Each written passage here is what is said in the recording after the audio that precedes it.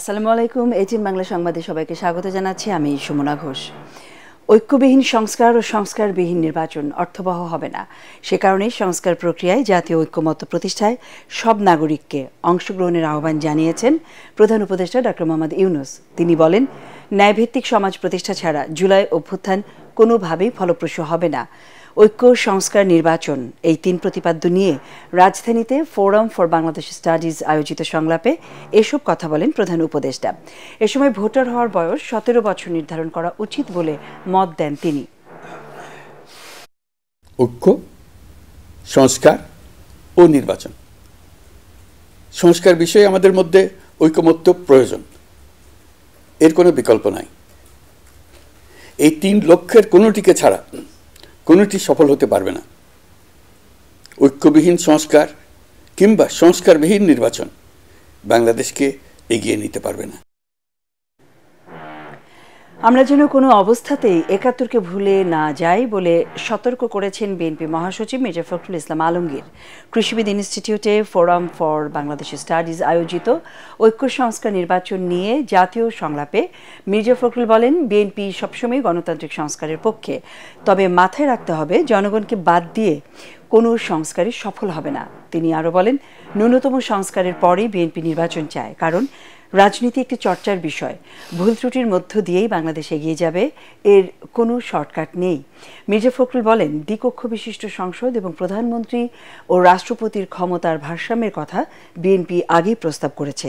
সংস্কারের ৩১ দফা আগেই দলটি ঘোষণা করেছে। কথা বলতে চাই, খুব জরুরি কথা আমার কাছে মনে হয়েছে যে আমরা যেন ৭১কে ভুলে না যাই। ১৯৭১ সাল, এটাকে যেন আমরা কখনো ভুলে না যাই। আমাদের দলের পক্ষ থেকে আমরা সব সময়ই গণতন্ত্রের সংস্কারের পক্ষে, অর্থাৎ গণতন্ত্রে পৌঁছানোর জন্য প্রয়োজনীয় সংস্কার তার আমরা পক্ষে, তার জন্য আমরা কাজ করেছি, করব ভবিষ্যতে। কিন্তু একই সঙ্গে আমরা মনে করি যে জনগণকে বাদ দিয়ে কোনো কিছু করাই, উপর থেকে আপনার চাপিয়ে দিয়ে কোনো কিছু করা যাবে না। চাঁদাবাজ ও দুঃশাসন মুক্ত বৈষম্যহীন দেশ গড়তে জনগণ জামায়াতের দিকে তাকিয়ে আছে বলে মন্তব্য করেছেন দলের আমির ডাক্তার শফিকুর রহমান। যশোর ঈদগাহ ময়দানে জেলা জামায়াতের কর্মী সভায় প্রধান অতিথির বক্তব্যে তিনি বলেন, ক্ষমতা নয়, সুশাসনের জন্য দেশবাসীর ভালোবাসা ও সমর্থন কামনা করেন। বলেন, ন্যায় ও ইনসাফের বাংলাদেশ গড়তে চায় জামায়াত। এই গোষ্ঠী বাংলাদেশকে তাদের জমিদারি মনে করত। তাদের আনুগত্য যারা করবে না, তাদের জন্য এই দেশে বাঁচার কোনো অধিকার ছিল না। তাদের হাবভাবটা এরকম ছিল বন্ধুগণ। এখন তারা বিদায় নিয়েছে, এখন তো সেইটা থাকা উচিত নয়।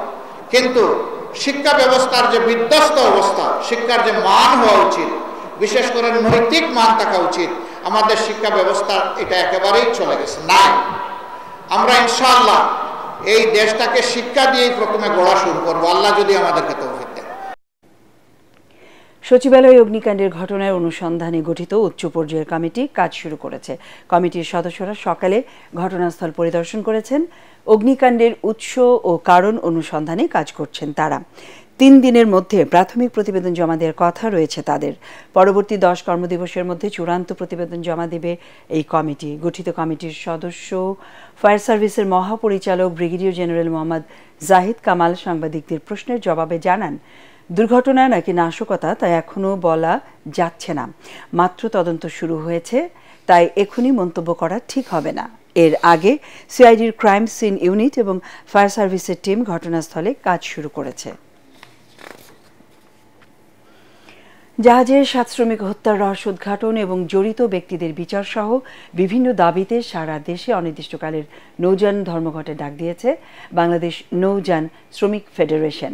ফেডারেশনের বরিশালের নেতা একিন আলী মাস্টার জানান, চাঁদপুরে আল বাখেরা জাহাজে শ্রমিক হত্যার প্রকৃত কারণ উদ্ঘাটন, হত্যাকারীদের গ্রেপ্তার, নৌপথে সন্ত্রাস, চাঁদাবাজি, ডাকাতি বন্ধে কার্যকর ব্যবস্থা নেওয়ার দাবিতে তারা এই ধর্মঘট পালন করছেন। মালবাহী, তেল, গ্যাস ও বালু সহ সকল প্রকার পণ্যবাহী নৌযানের শ্রমিকরা এই কর্মবিরতি শুরু করেছেন, তবে যাত্রীবাহী নৌযান এই কর্মবিরতির বাইরে রয়েছে।